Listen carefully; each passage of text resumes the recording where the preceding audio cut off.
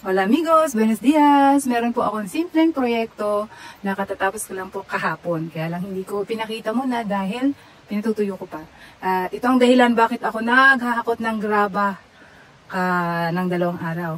Actually, 2 days ko po itong natapos. At pasensya na po kayo dahil hindi ko na-videohan yung before kasi akala ko napindot ko yung record. Madalas pong ganyan. May moment na po kung ganun. So, ito po ang umpisa.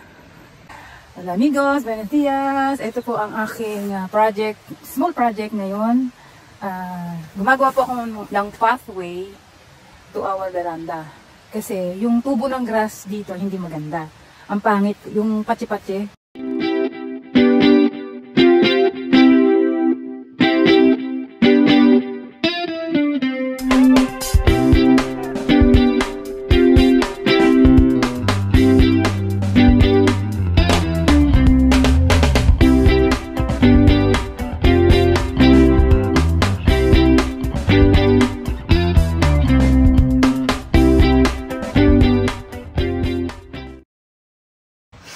Amigos, ang mga tiles na ito ay used tiles galing sa aming kusina.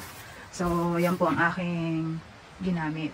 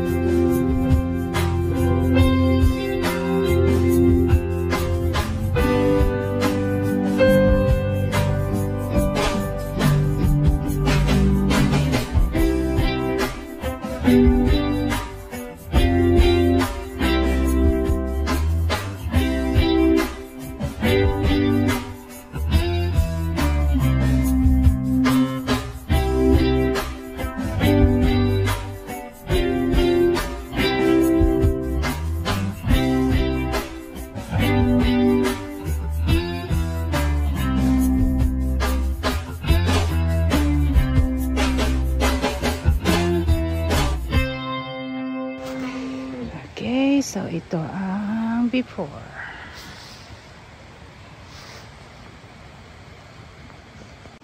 So ito po amigos, ang pathway na aking ginawa.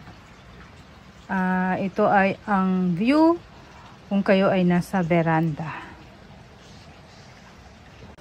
Ito naman po pag papunta kayo ng veranda. Simple lang po ito. So, malinis na po siyang tingnan. Hindi kagaya no dati na may damo pa yalang patsi-patsi. So, untidy. Maruming tingnan. So, ngayon, oks na siya.